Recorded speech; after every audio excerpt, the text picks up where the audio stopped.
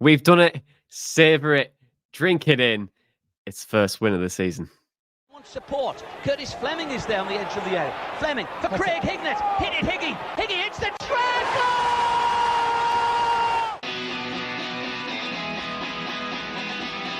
Ravanelli coming alive again. Juninho wants the ball played to him. Ravanelli spots out Emerson!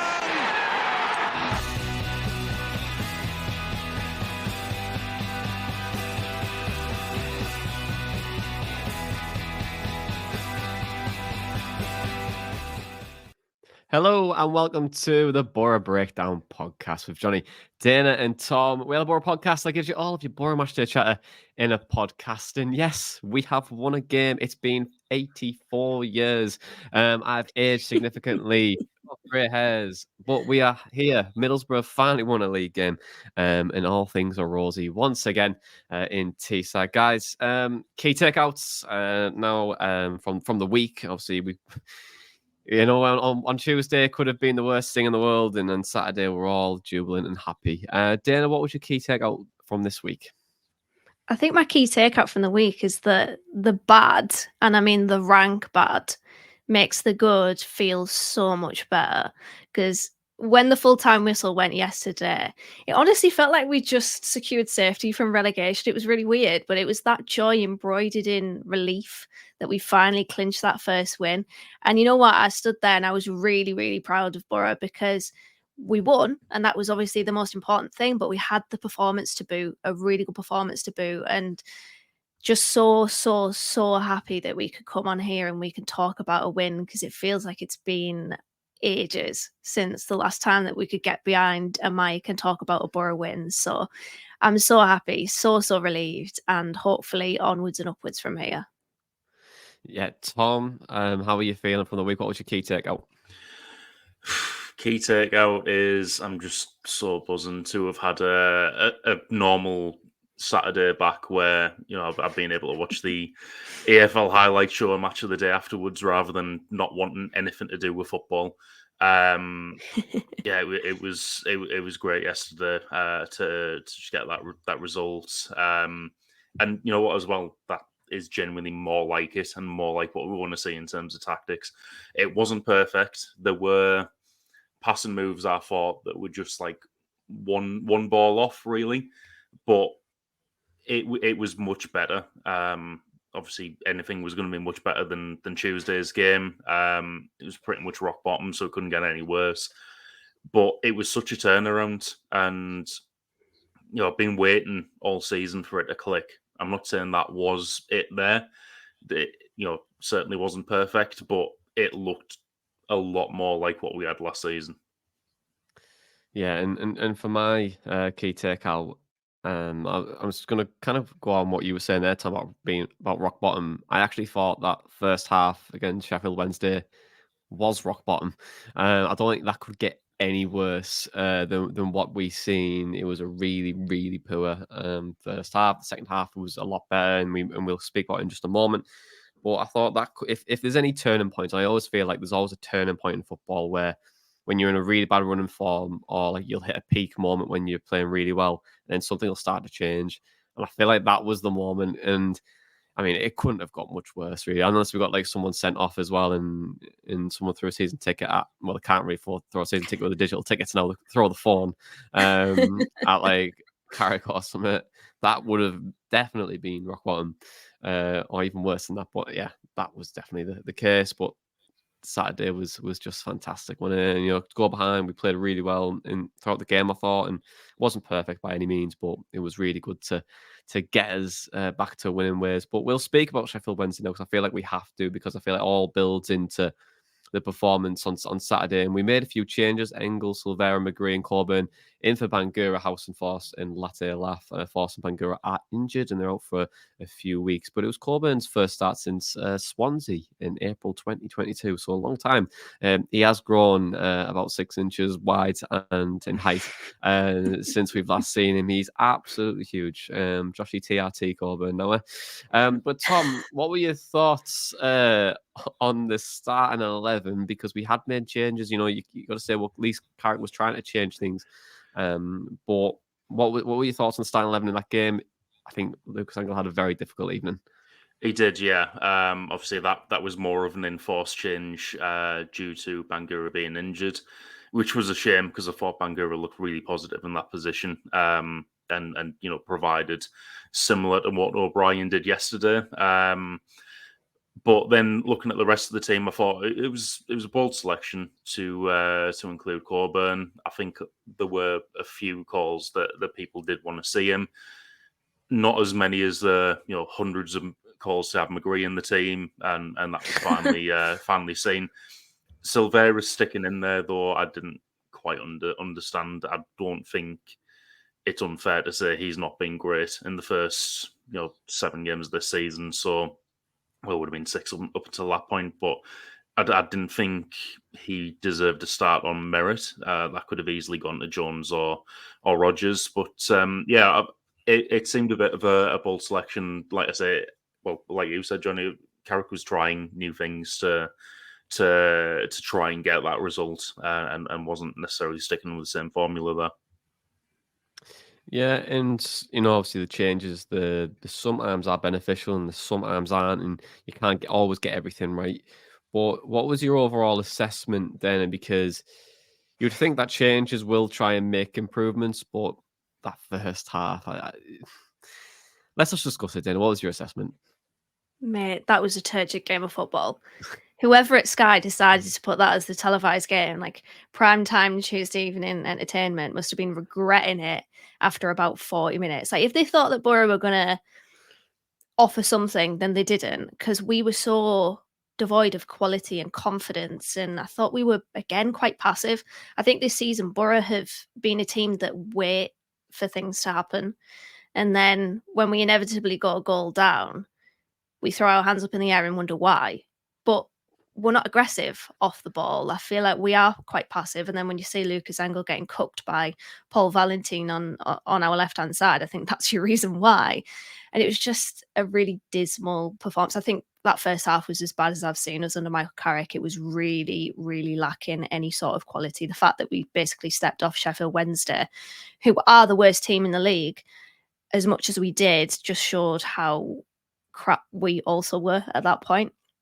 I thought things improved when Isaiah Jones was brought on. I think I said to you in the group chat that we need a bit more of a direct threat, 1v1, someone that can really exploit that space behind the wing backs, because Sheffield Wednesday were playing that wing back system, and to get around the outside of them. And so when Jones came on, it was no surprise to see that Boro had really improved and stepped up performance level. And it coincided really with Riley McGree shifting over to that right-hand side and linking up well with Jones and Crooks. And I think it just allowed us to be a little bit quicker on the ball, because you have those combinations where you can move it around Sheffield Wednesday and, slip that ball down the line into space for Jones. And it was working. And then the changing point that basically reverted Boro back to the performance in the first half was when Michael Carrick took off Riley McGree. And listen, Riley McGree was not anywhere near the best player on the pitch at any point in that game, but he took him off when he was starting to get really effective and influencing the game. And Greenwood came on. I must admit, I forgot Greenwood was on the pitch for about 10 minutes, but his position in the game was to roam into those central areas, because I think his natural instinct is maybe to get into the box to try to score, get on the end of a cross. Whereas Riley McGree is the one that tries to basically progress the build up towards the cross. So we didn't see that combination play on that right-hand side anymore, and it slowed the pace of the game down. And I think that was a big mistake from Carrick. And then the rest of the game was just as crap as it was in the first half. So honestly, it felt like a defeat. I know we got a point from that game, but I think the performance was so bad that it felt like a defeat. Yeah, and I think to sum up on my end, like I had one screen with my Aberdeen career mode on FIFA, which I'm really enjoying. We're on the verge of winning the treble in Scotland, and then on the other side, we're watching Middlesbrough, and I was like, just going, I don't really want to watch Middlesbrough anymore. I'm sick of them.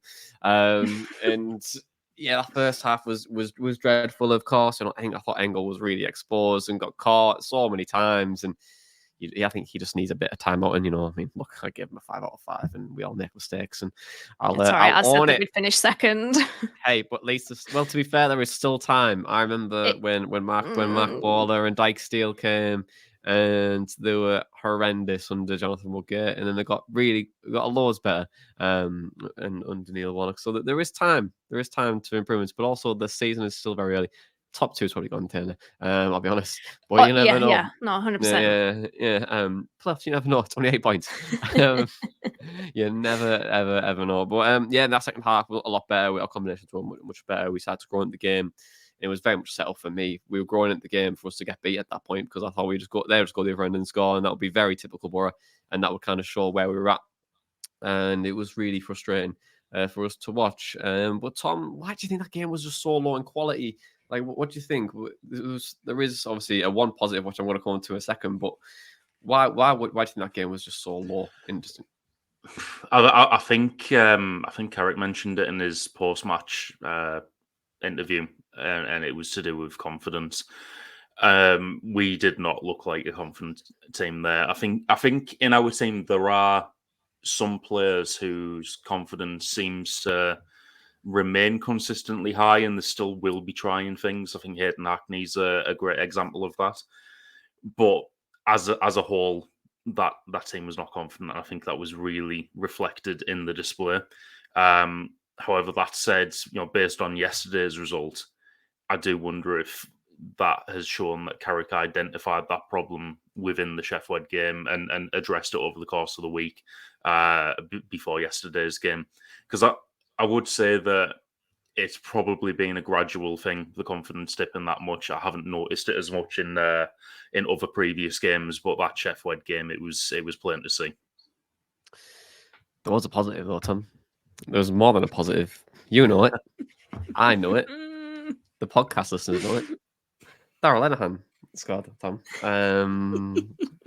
Let me know how are you feeling. It's finally came. That moment has finally came. I remember that shot a couple of weeks ago where I thought, oh my god, he's going to shoot from like 30 yards and didn't. Well, that was the moment. But the moment has arrived. Tom, I never doubted him. I was always confident he was going to score.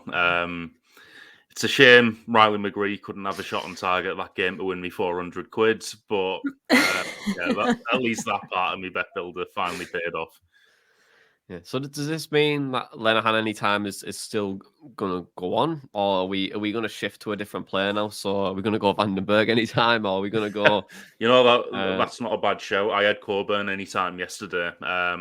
Was gutted for him when Bazunu saved that shot with somehow saved it despite getting megged and putting it over the bar. Yeah. I was just fully expecting that to hit the roof of the net as soon as he hit it, and it bounced off Bazunu. But yeah, I'll maybe leave Coburn alone next game to see if that helps him. But Vandenberg anytime's a pretty good shout. We did score from a corner. I know we focused it on Lenihan scoring, but it was from a corner.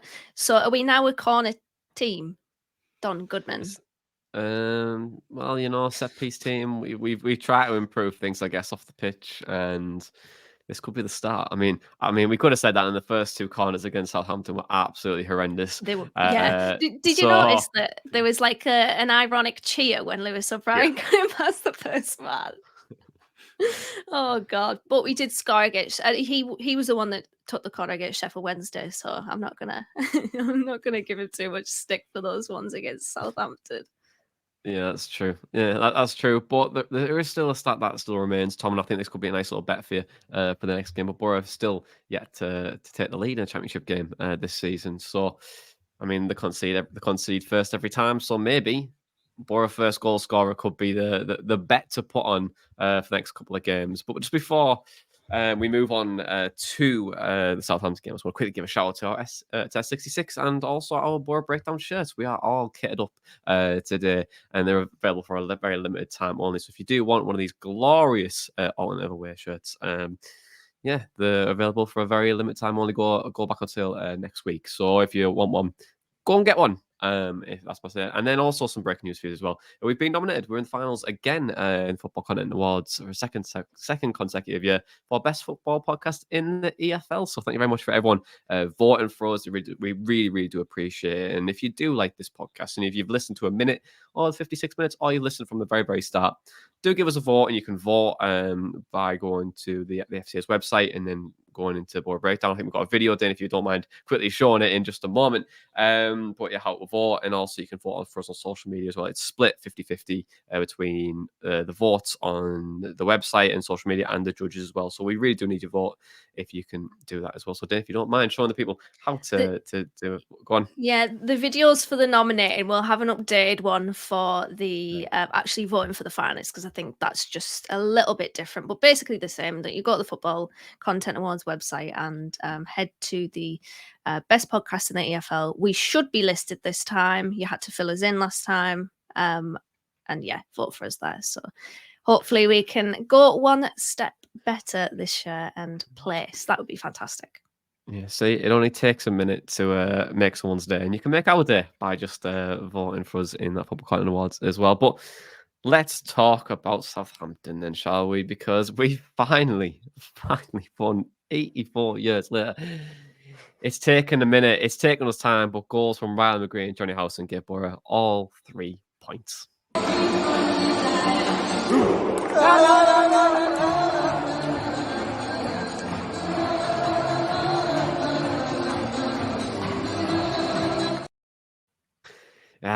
Yes, I was very, very happy at full time. Very full as well for my chips and gravy and pork as well and stuff. And it was I got the works Bloody yesterday. hell.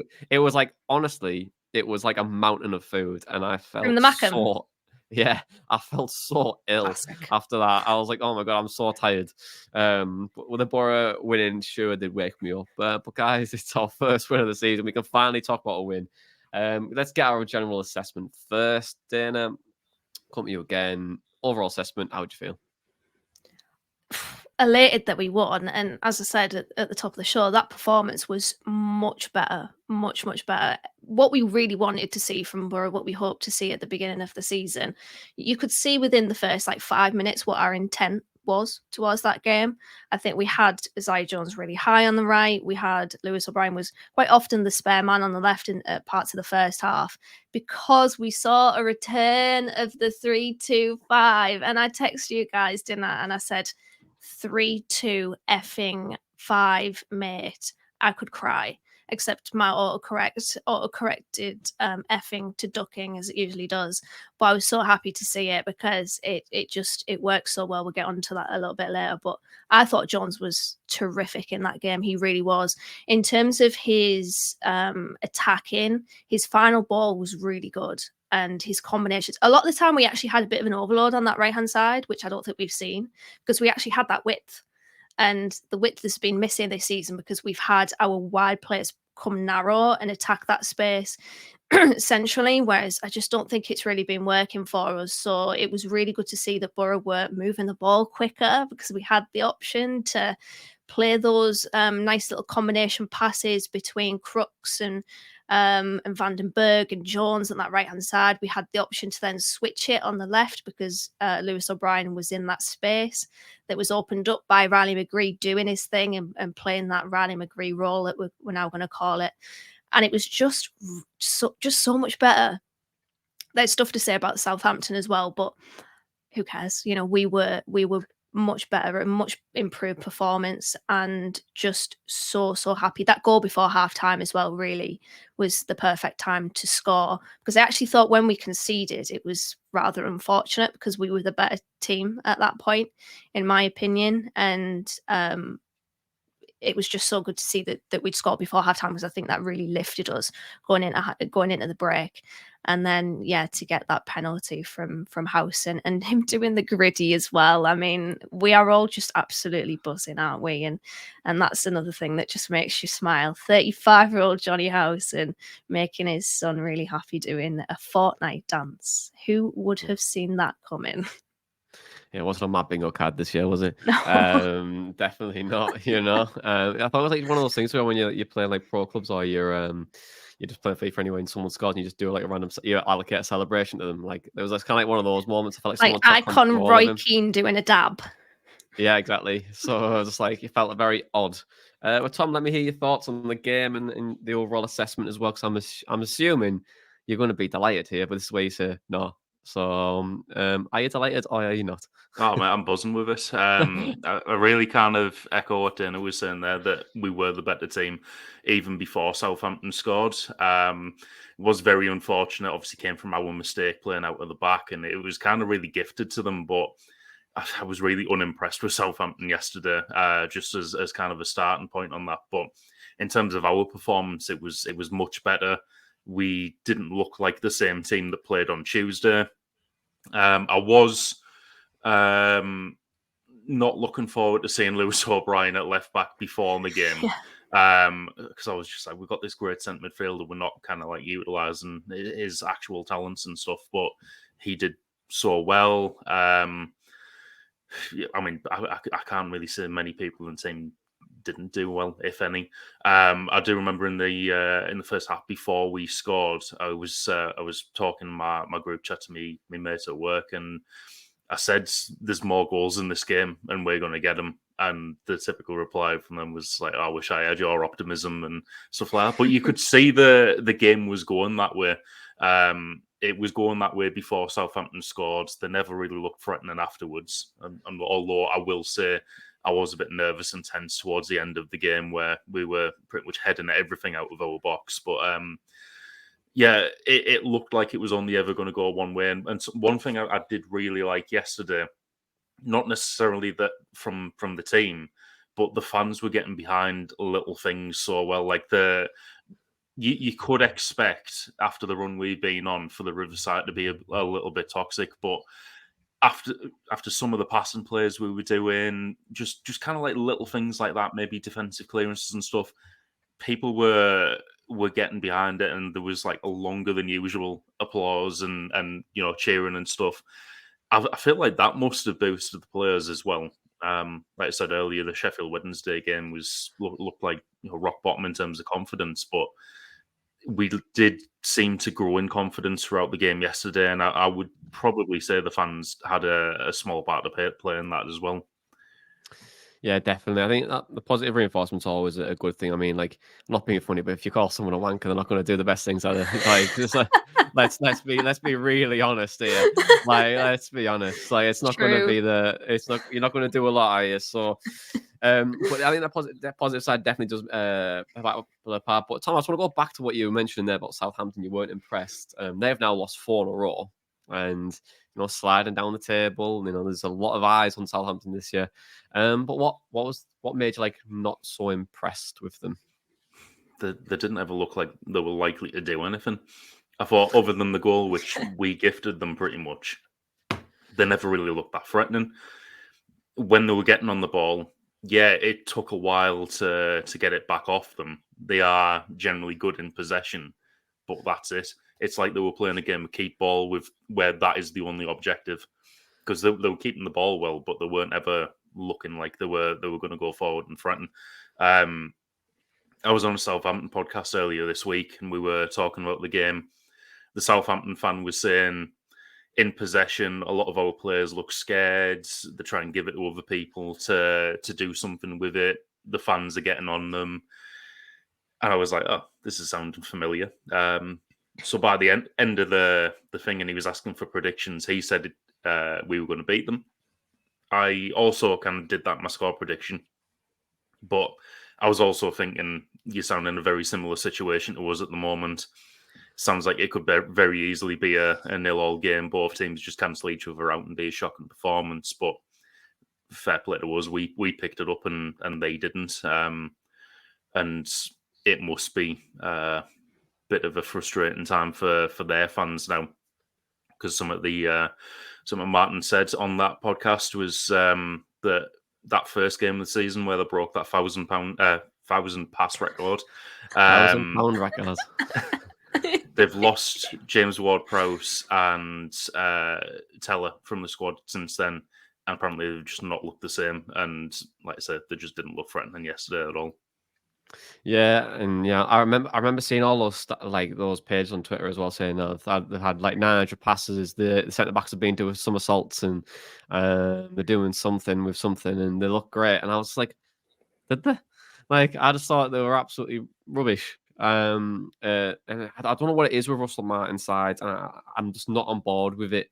I just feel like his teams are just a bit messy, and it feels like they're so expansive. Like they'll try and you could see it yesterday with how Boro were playing, where they were trying to press, and every time Boro pressed, they were very narrow. So obviously the shit, like you would see their wing backs get really far to the touchline, and that's all well and good. And if you can get your wing back to the touchline and they can bring the ball forward, it's great.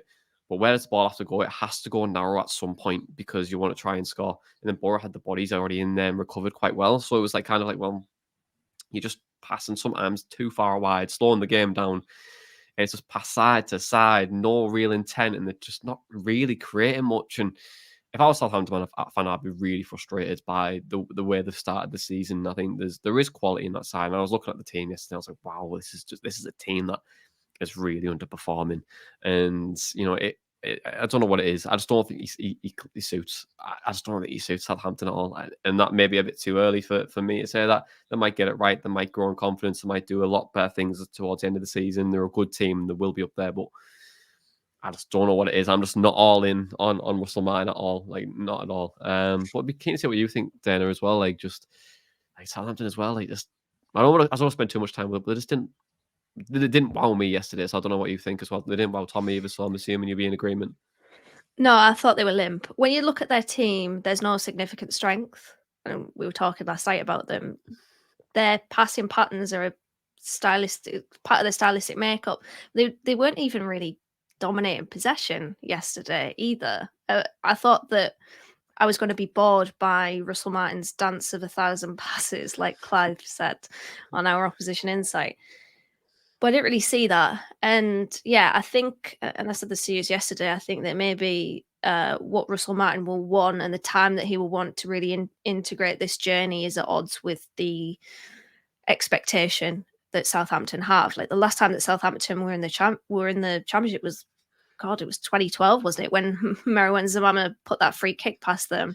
So it's, they've been a Premier League team for a long time. They'll have expectations to go straight back up. And I just think that with Russell Martin, he's perfect for a Swansea because they don't have that expectation. They will allow that time for mistakes to be made and for development to be fostered. But yeah, he'll probably get sacked. Southampton will probably still go up because a lot of the parachute payment teams do. But yeah, the struggle at the moment will be for strength for them. But it's kind of what you really have with Russell Martin. The teams are a defensive mess, and yeah, he just passes for the sake of it without much to do with it, really. Yeah, and look at the teams that have came down and look this season. Like Leicester, obviously top of the month, they haven't been amazing, but they're getting results. Leeds are starting to look really good now. They've really started to find their groove, but Southampton are just off for me. I think there's always one team out of the few of them that tend to struggle a little bit. I think that's the team for this year, but it's very, very early doors. Things can change. But then you mentioned earlier about Boro shifting to a 3-2-5 again in possession. A lot was said about it last year, where we tried to move people over and create space on the left hand side. Wasn't really the same as last year, but you'd see Middlesbrough tweak system just slightly again. Why do you think that was, and how do you think it impacted us? I think it harnesses a balance in the team because Boro can have Riley McGree floating in centrally whilst maintaining that width.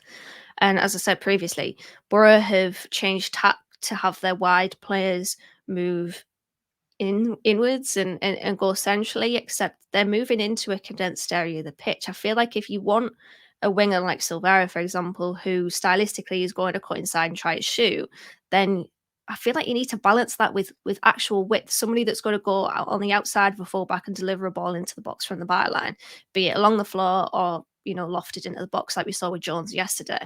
The 3-2-5 just allows Boro to have that fluidity. You saw at points Hayden Hackney was dropping deeper to pick up the ball or to cover that space that was left by Lewis O'Brien in that left back area.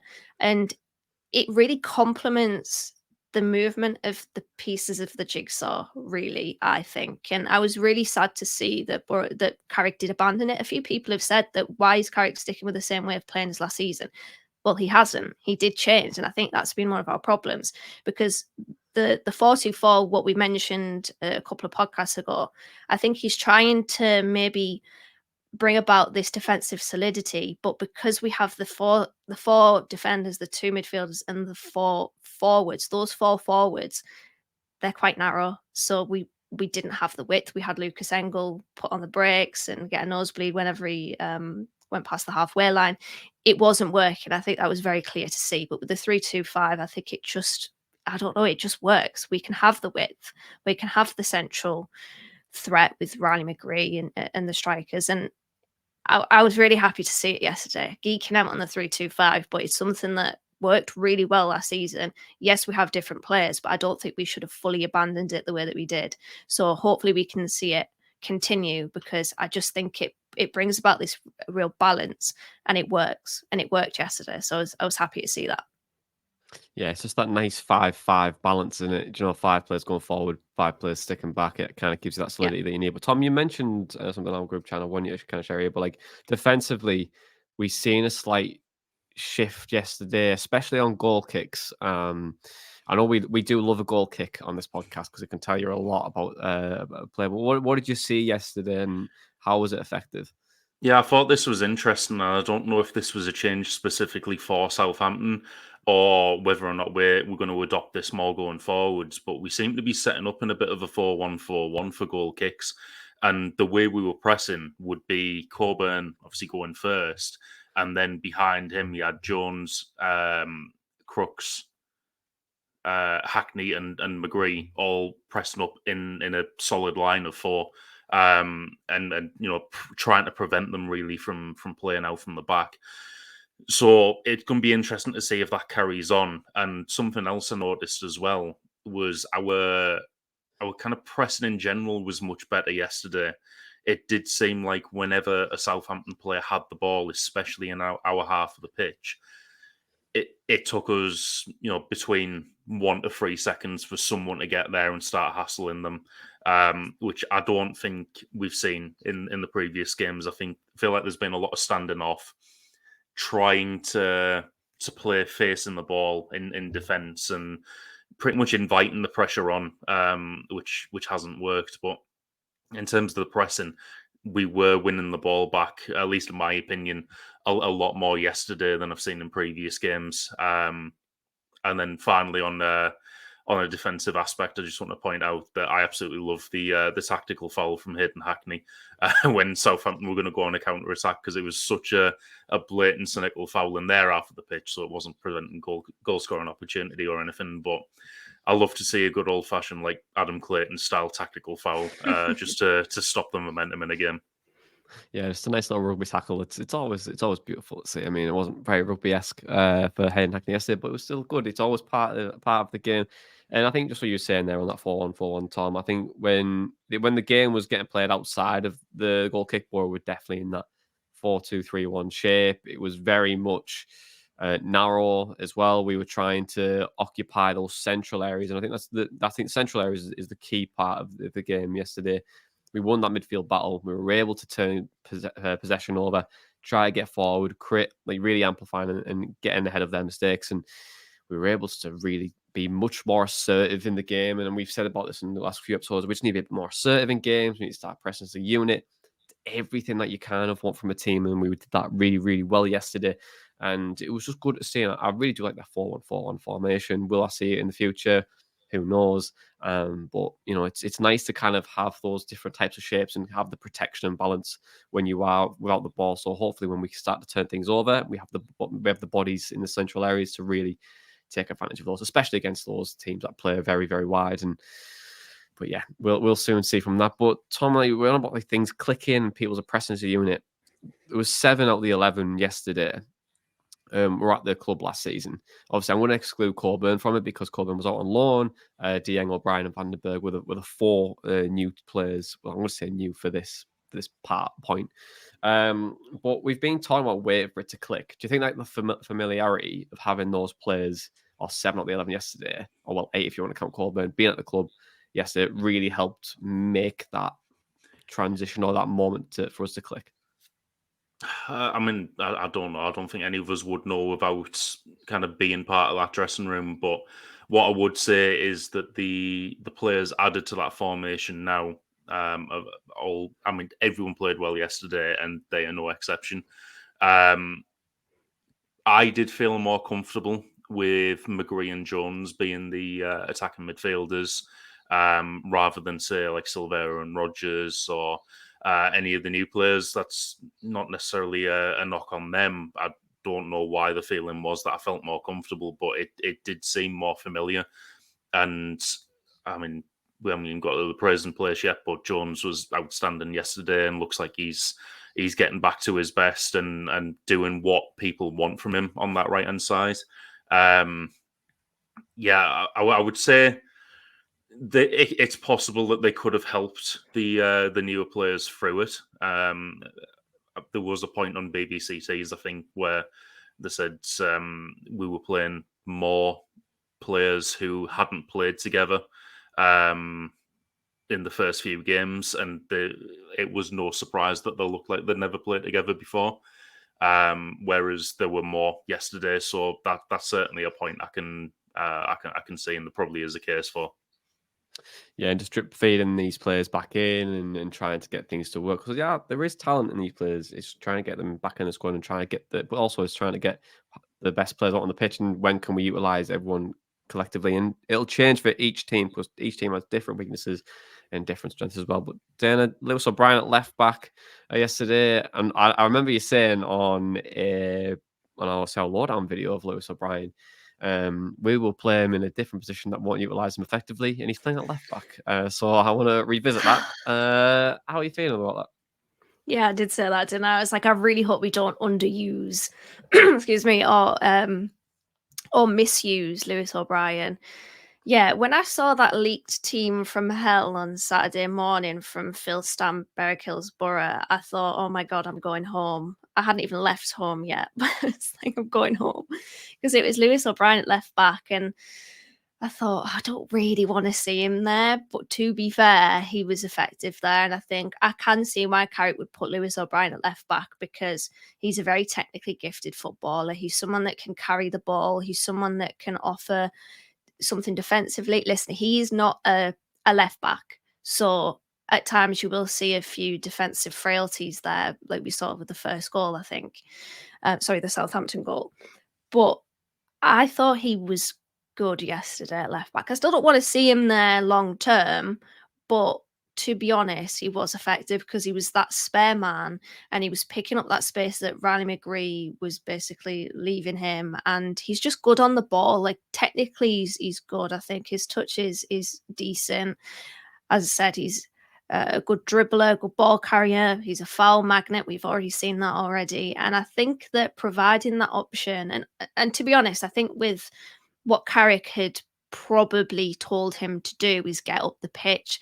Sometimes you're only as good as what your manager tells you to do in the tactics. And I would like to see if Lukashenko comes back into the team at some point, him play how Lewis O'Brien did in just getting up the pitch and making sure to be that option. If Boro do need to get out of pressure situations and they need that switch over to the left-hand side, that it can be delivered and that we can maybe start an attack from that side instead. So, yeah, I don't want to see him there long-term, but he was effective yesterday. I'll give him and Carrick the props for that. But, yeah, Lewis O'Brien for me, put him as the number 8 and we'll see him properly flourish. I think he's a fantastic footballer. Yeah, well, I think but unfortunately, I think we'll still see him at left back for the next couple of weeks. I do too. Yeah, I do too. And I think Bangaroo might come back in. I think Engel just needs some time out. I think he just need time out, adjust, and come back in, and then just gradually bring Engel back into the fold. I think he still will be a good sign. I am confident. I am very confident. And I know people will be like, "Oh, well, he's crap and he doesn't want to do this and he's rubbish." But I think I think sometimes with football, it's just funny, isn't it? I think where and any player as well, or anyone who moves to a different club, and everything expects to be the same, but it's not. Do you know what I mean? Like if you're a footballer, and even when you day-to-day job, like you could have the same role and move to a same company, but it's in a different industry, and everything is completely different. And it's just like, okay, well, this needs a transition period. You have like 6 months to adjust. Football, it's like, nah, if you don't click within that first week, you're the worst footballer in the world, and you're the worst player. I never ever want to see you again, and you're crap. And it's just me with Silvera on Tuesday. Yeah, But I I w- just find football so interesting. Go on, Tom. I was going to say it does seem like you're either one extreme or the other with football, because in the first 8 games I've seen opinions on, say, Johnny Howson go from, oh, he's going to walk straight back into the team when he's back, to, oh, he's finished. And I don't think those people would be saying he's finished after yesterday. So it's just like that meat is constantly moving back and forth depending on performances. Yeah, and like I think it's just interesting, is like even if you say like something positive in a negative moment, yeah, like rose tinted, and if you say something negative in a positive moment, you're the most negative person in the world, and everyone hates you, and all that kind of stuff. It's just interesting football, and I just don't know why we see the game so differently to the different parts of life. Do you know what I mean? And also, I think Boro like could even help this with just like if you bring out a content series or like how Boro players, what they're doing. Like the Isaiah Jones things last year when he came out and said I had a load of stuff going on, everyone was just like, well, I explained bloody everything. And everyone was just like slagging him off for a full season. But having that context really does matter. And I think some things obviously are private, but just little things like that can go like a huge difference in trying to understand how a player is and how they can adapt. But I just want to move on, Tom. I just want to talk about Josh Coburn, Tom, Joshy TRT, because can he make this position his own? Because he was fantastic yesterday, wasn't he? I think he can, and yes, he was fantastic yesterday. Some of the build-up play that he was contributing to, I thought was outstanding. It's not something we had previously in that position last year. Obviously, it's a very different stature of player, and Cameron Archer that we've obviously tried to replicate with Laddell Laugh. I do wonder if what they're asking from Coburn now is kind of similar in terms of the build-up play to what was required from Akpom last season. But I was reading an article in the Northern Echo this morning where apparently it's been said that the Coburn is the number one striker for the moment, so he can absolutely make that position his own. Thought he was unlucky not to get a goal yesterday, and yeah, he was very, very good to watch. I thought in terms of that target man role and helping build the play up. Yeah, and for me, I thought it was like kind of like a coming of age performance for me. I looked at him, I was like, wow, you've actually developed your game so much in the last 12 months.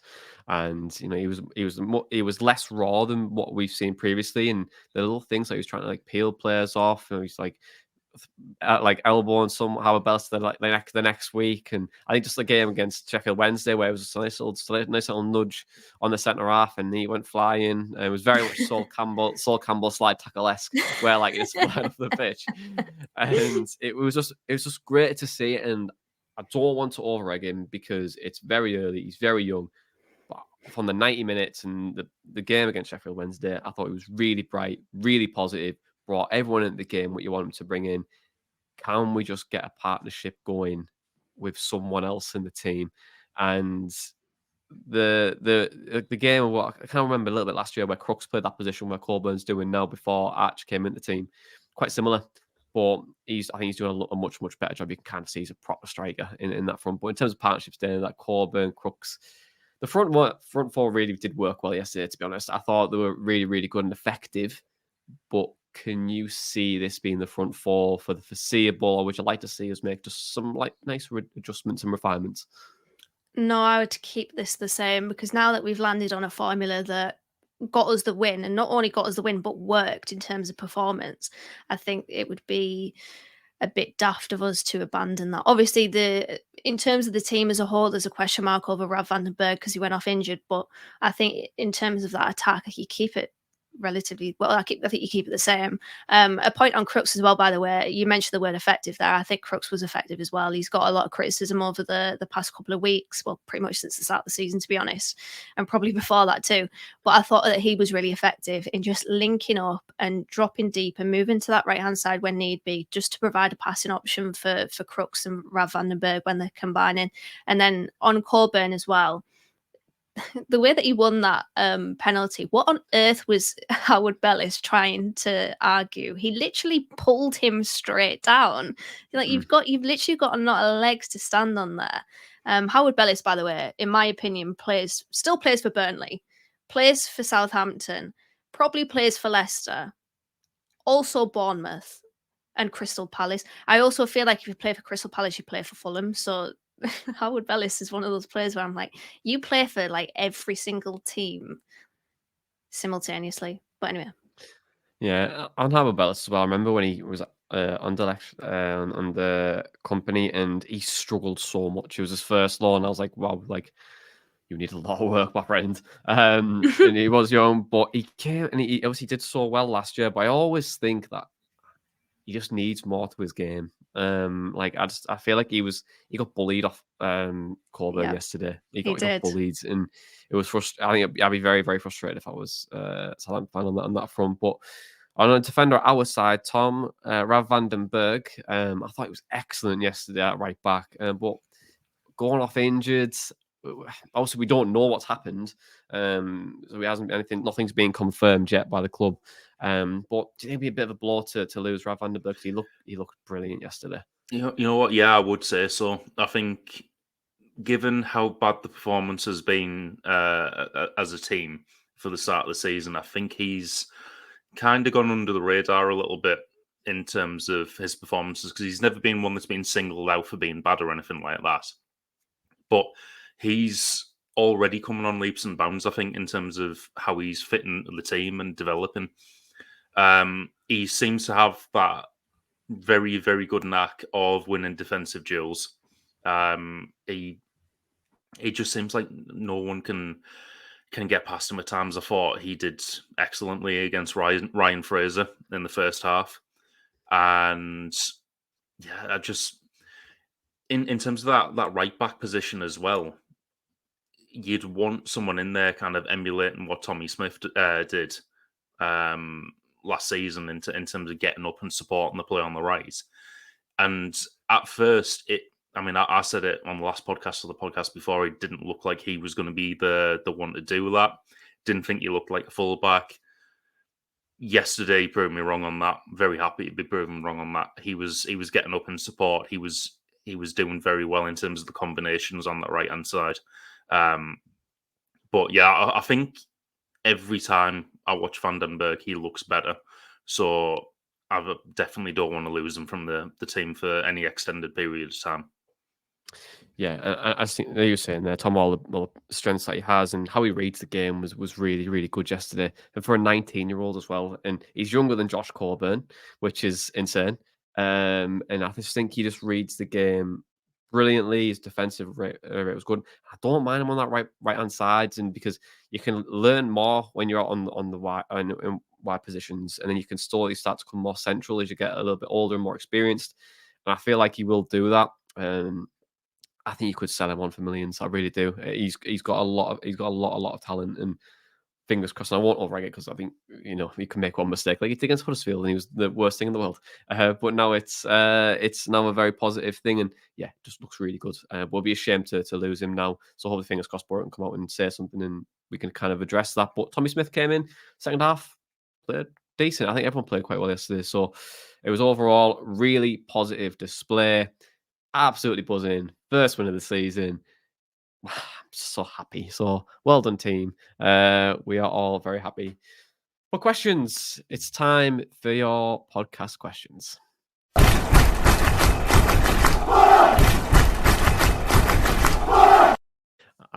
Yes, podcast questions. It's the chance each week you get to send us a question via email at borobreakdown@hotmail.com or Twitter at Boro_breakdown, or by joining our Telegram chat with over 360 Boro fans chatting everything but Boro. And it's so interesting, isn't it, when Boro are winning games, the questions start to decrease. And we've got just the one this week, and it's on email. It's from Luke, and it says, first of all, massive congratulations to Tom for Lenihan finally bundling a home corner, but I mean, Riley McGray ruined that bet.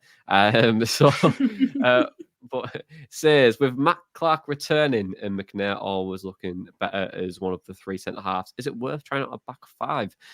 Is he look good against Wednesday? I haven't seen him like this season. He started as a winger, but I think he's better at right wing back. He can help us out a lot this season up the Boro. So I'll give this to you, Dana. What do you think? Is a back? I mean, this could change now, given that Boro have won. This message was sent just after the Sheffield Wednesday game. Can you see Boro maybe shifting to a back five at some point this season? No, I don't think so. It's probably too drastic well, actually, is it? Because we do play with a back three and that 3-2-5. I don't know, especially given the result and the performance yesterday.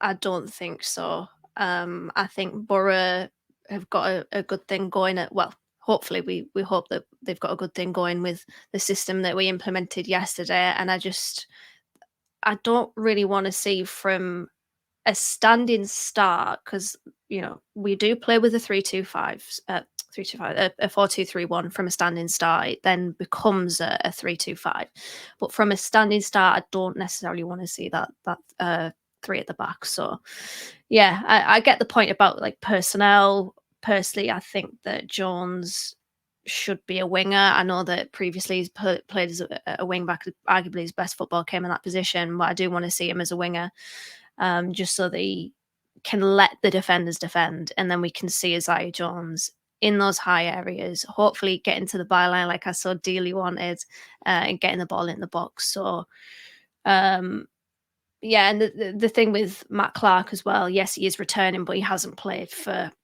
quite some time, so he's going to be lacking match sharpness, and McNair's been off the boil, so I wouldn't really change things as where we left off from Southampton. Okay, then. Well, let's move on. Let's move on to the praise and place.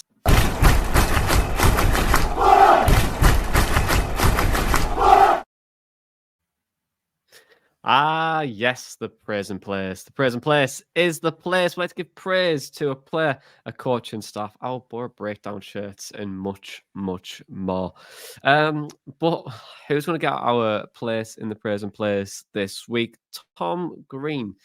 I mean, you kind of let the cat bag a little bit earlier by mentioning his name. So who's in your place in the praise and place this week? Well, I've got 3 this week, Oh, well. and it was hard to narrow didn't. it down to 3 from the 11 that played yesterday. Starting off, Isaiah Jones, I thought man of the match yesterday, did extremely well.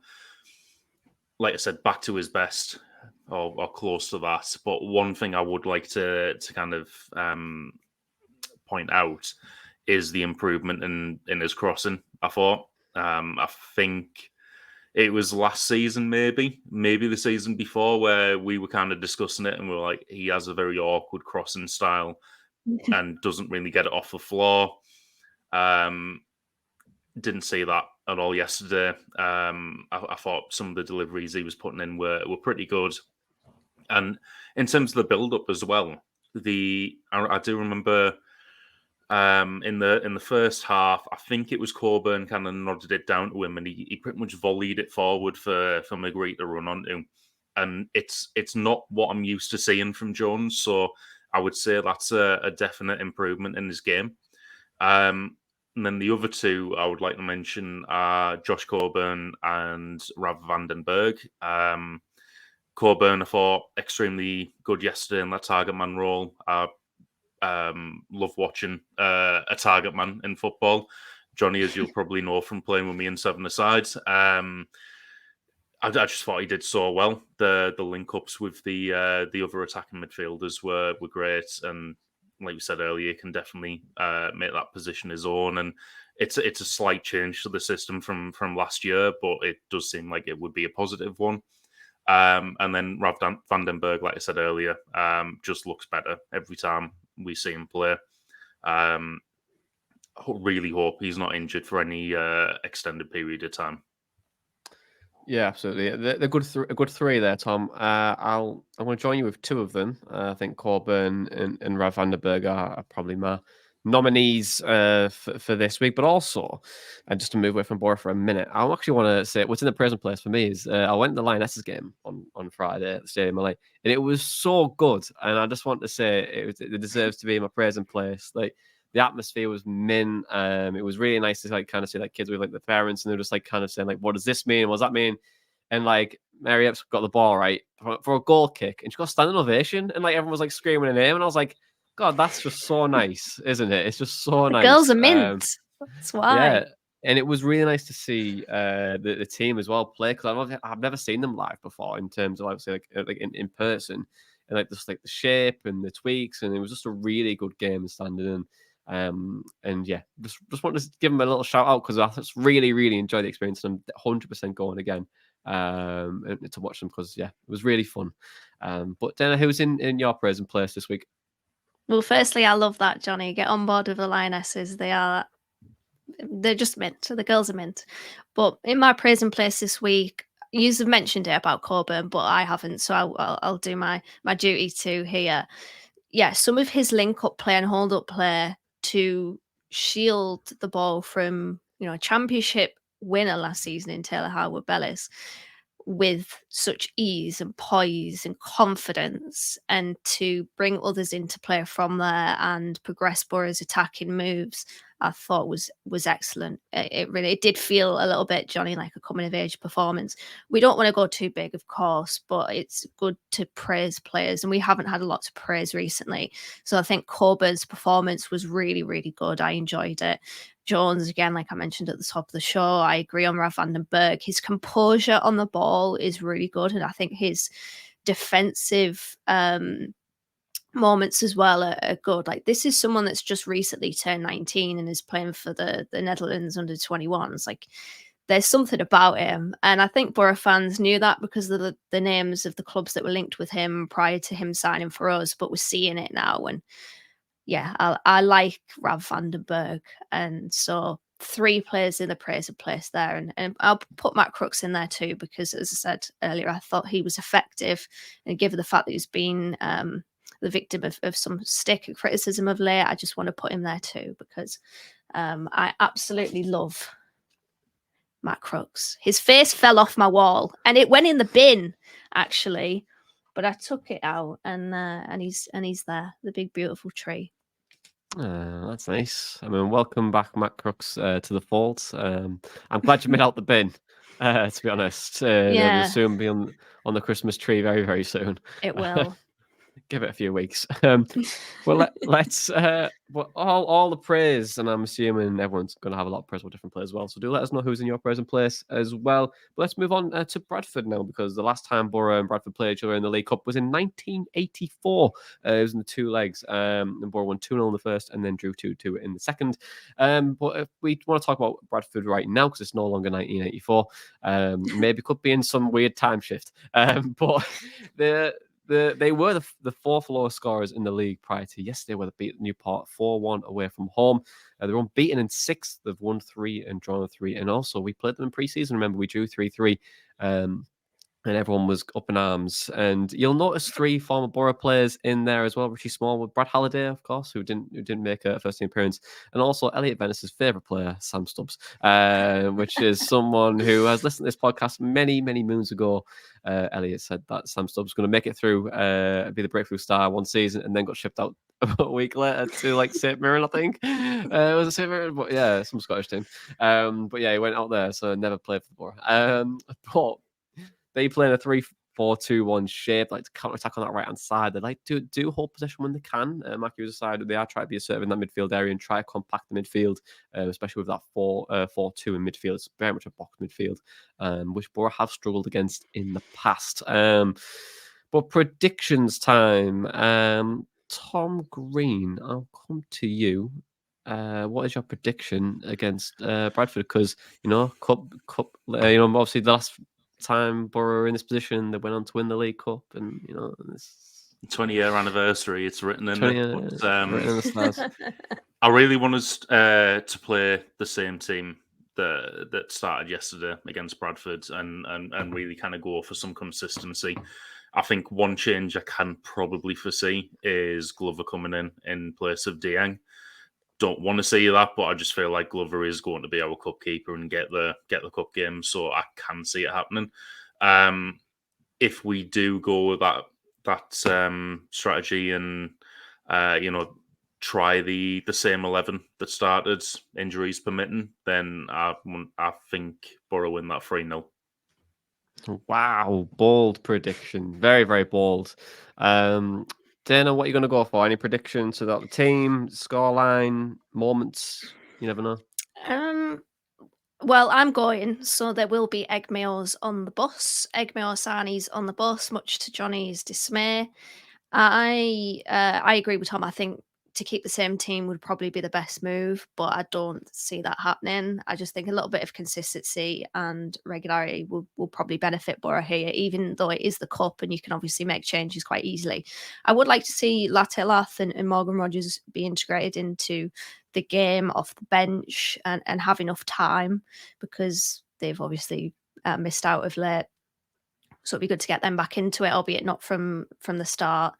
I reckon Boro win 3-1, and I'm going for that because me and Dave are going, of course, and Dad always goes for 3-1. So yeah, let's see 3-1. It almost happened yesterday. It probably should have happened, but it didn't quite. So we're reserving it for Tuesday, I think.